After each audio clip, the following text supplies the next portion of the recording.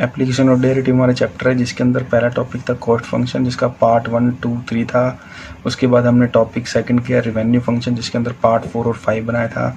Third topic profit function था जिसके अंदर पार्ट 6 बनाया था। अब हम लोग फोर्थ टॉपिक है हमारा जो इलास्टिसिटी ऑफ डिमांड जिसके अंदर पार्ट 7 कर चुके हैं, पार्ट 8 करने वाले हैं। अब है नेक्स्ट क्वेश्चन 4 जिसके अंदर if the demand function for a certain commodity is Q equal to 500 minus 2P और 0 से लेकर 250 के बीच में P और इनके इक्वल भी है, then the determine where the demand is elastic, in elastic and unit elastic with respect to price. Price के रिस्पेक्ट में आपको इन तीनों का आंसर बताना है। क्वेश्चन में Q दिया हुआ है 500 माइनस 2P, तो हमें सबसे पहले डेरिवेटिव तो चाहिए होता है उसका, Q हो चाहे X हो, dQ बाय dP। 500 कांस्टेंट है, माइनस 2P का 1 तो माइनस में हमको, तो एनडी का फॉर्मूला होता है, एनडी का फॉर्मूला है minus P upon Q into D Q upon D P. Minus P upon Q into D Q upon D P ND का फॉर्मूला हो गया। इसमें इसकी वैल्यू पुट कर देते हैं, तो एनडी इक्वल टू पी, तो पी रहेगा माइनस का, क्यू की वैल्यू क्वेश्चन में दी हुई है 500 माइनस 2P इंटू फिर उसका D Q by D P की वैल्यू कितनी आई थी -2, मल्टीप्लाई में इसको मल्टीप्लाई कर देते हैं, माइनस माइनस कितना हो जाएगा +2P अपॉन में नीचे सेम 500 माइनस 2P। एनडी तो निकल गया आपका प्राइस के रिस्पेक्ट में और P दिया भी नहीं है आपको क्वेश्चन में। अब आगे 3 केस दिए हैं इसके अंदर। ये दिया था हमें क्वेश्चन में डिमांड इज इलास्टिक, और डिमांड इज इलास्टिक का मीनिंग होता है एनडी 1 से बड़ा है। तो पहला केस था डिमांड इज इलास्टिक, एनडी 1 से बड़ा होगा, तो एनडी की वैल्यू हम निकाल चुके हैं में 2P बाय 500 माइनस 2P 1 से बड़ा कर देंगे एनडी को। इसको सॉल्व करते हैं, cross multiply 2P 500 minus 2P को इधर ले आते हैं, तो 2P प्लस 2P 500 ये हो जाएगा 4P 500, P निकालना है तो 500 डिवाइड बाई 4 कैंसिल आउट होके आ गया 125। तो P की जो वैल्यू आ गई 125 से बड़ी होगी। तो डिमांड इज इलास्टिक के केस में P की वैल्यू 125 से बड़ी होगी।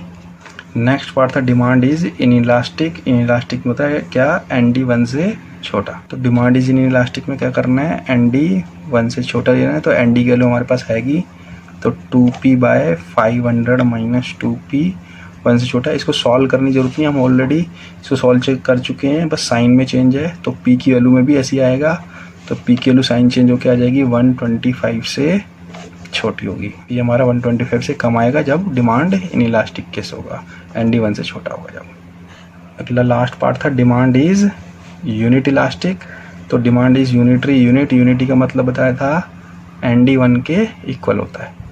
डिमांड जब यूनिट थी तो एनडी 1 के इक्वल, तो एनडी की वैल्यू हमारे पास 2P by 500 minus 2P by 500 minus 2P equal to 1। तो इसको भी सॉल्व करने की जरूरत नहीं, ऑल किया था, बस यहाँ पे साइन का फर्क है, इक्वल टू है, तो इसकी P की वैल्यू 125 करके आई थी, तो P इक्वल टू उसको सॉल्व करने पे भी क्या आएगा 125 के इक्वल होगा, तो यूनिट इलास्टिक इक्वल आएगा। तो 3 केस थे, डिमांड इलास्टिक P1 से 125 से बड़ा आया, इन इलास्टिक 125 से छोटा आया, यूनिट इलास्टिक 125 के इक्वल आया।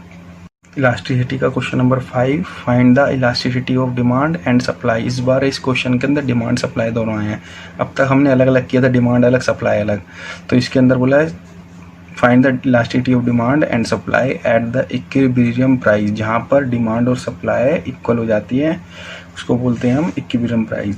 फॉर द डिमांड फंक्शन की वैल्यू दे रखी है, एंड सप्लाई फंक्शन इसकी वैल्यू दे रखी है, P is price, X is quantity respectively. इसको सॉल्व करना है, इसमें हमें दोनों इलास्टिसिटी निकालनी, डिमांड की और सप्लाई की। तो सबसे पहले आंसर करते हैं, अंदर हमें P गिवन नहीं है, क्योंकि हम जो क्वेश्चन करते थे डिमांड का उसमें भी हमें P गिवन होता था, अलग से उसकी वैल्यू होती थी और सप्लाई में भी होती थी, तो उसको निकालने के लिए उसने इक्विलिब्रियम प्राइस दे रखा है। तो सबसे पहले हमें दोनों का X क्वांटिटी चाहिए।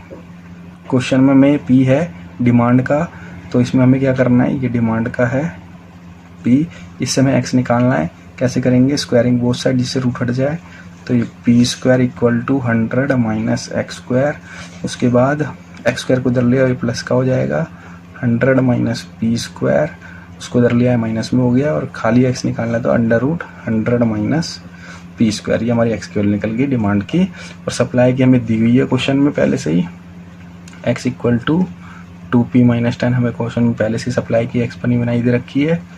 अब क्या करना है, ये दोनों हमारे क्या होंगे, इक्वल। तो इक्विलिब्रियम प्राइस में डिमांड और सप्लाई इक्वल हो जाएंगी, तो दोनों की क्वांटिटी हम इक्वल कर देंगे। यहाँ पे डिमांड और सप्लाई की प्राइस भी इक्वल होगी और क्वांटिटी भी इक्वल होगी। तो हमने क्या करना है, क्वांटिटी इक्वल करनी जिससे प्राइस निकल जाए। तो हमारे पास ये डिमांड की x under root 100 minus P square, supply की 2p माइनस 10, दोनों को हटा, इसका रूट हटाने के लिए squaring both side SPH short form. तो रूट हट जाएगा 100 minus P square 2p minus 10 का होल स्क्वायर। इसको सॉल्व कर लेते हैं। ये ऐसे रहेगा 100 माइनस पी स्क्वायर, इसको फॉर्मूले से खोलना पड़ेगा, a square plus b square minus 2ab, ये 2ab से खोल दिया जाएगा।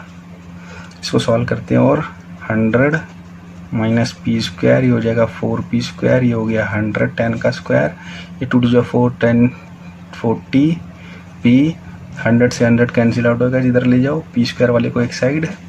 तो minus P square minus 4p square equal to minus 40p, ये हो जाएगा minus 5p square equal to minus 40p। अब माइनस से माइनस कैंसिल आउट और पी स्क्वायर बटे में पी कर दिया, ये पी नीचे ले आया पी स्क्वायर के नीचे, और 40 ये 5 डिवाइड में आ जाएगा, ये कट जाएगा, पी से 1 कट जाएगा, तो पी इक्वल टू आ जाएगा 8। तो ये वो प्राइस है जहाँ पर डिमांड और सप्लाई इक्वल होगी दोनों की। तो दोनों के लिए हम प्राइस सेम यूज़ करेंगे, डिमांड में भी और सप्लाई में भी। अब हमें इलास्टिक डिमांड निकालने के लिए सबसे पहले इस x का डेरिवेटिव, क्योंकि डिमांड की वैल्यू है dx by D 1 by root का होता है 2 रूट, जो भी क्वेश्चन में वैल्यू है वो सारी सेम आ जाती है। फिर रूट के अंदर का अलग से चेन रूल बोलते हैं, 100 का 0, पी स्क्वायर का माइनस 2p, 2 से 2 कैंसिल आउट हो गया, तो dx बाई डी आ गया minus P root 100 minus P square.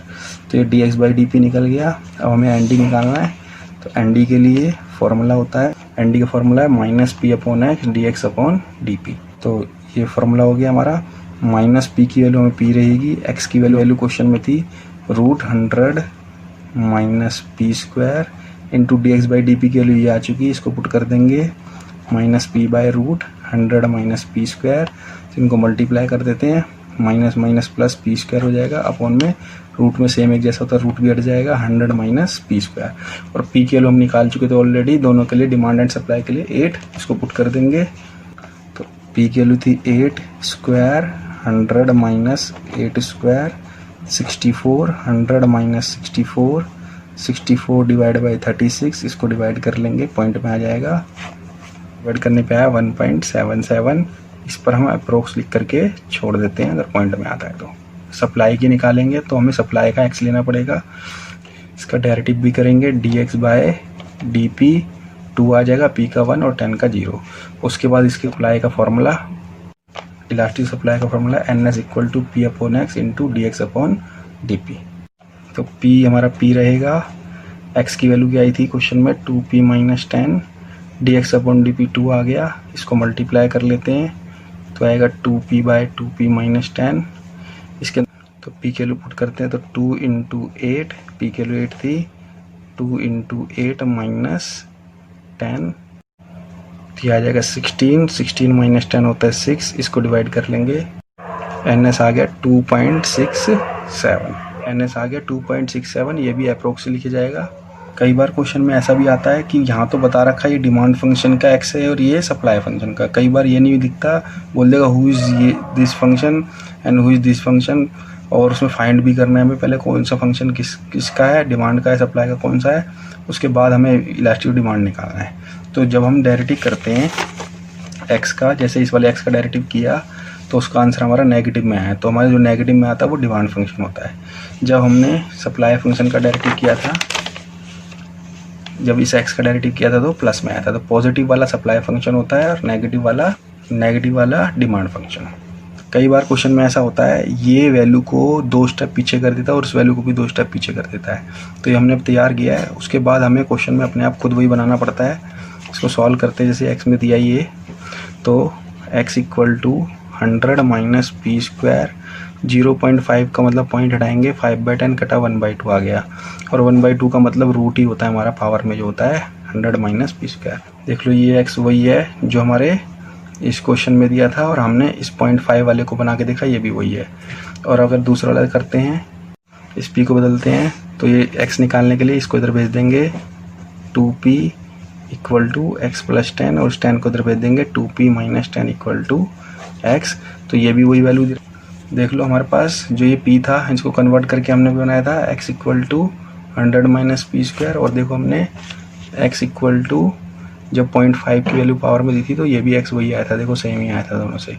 तो देखो ये x की वैल्यू 2p माइनस 10 है और देखो ये हमें p बना के दिया था जिसमें 2p minus 10 equal to x ही बन रहा है। इसके बाद सारा क्वेश्चन वही है, बस इसमें 2 स्टेप आपको पीछे दे रखा है, इसको पहले इधर तक लाना पड़ेगा, सेम यही बनानी पड़ेगी जो क्वेश्चन में वैल्यू दी थी, उसके बाद आपको क्वेश्चन ऐसे ही करना है। Thank you.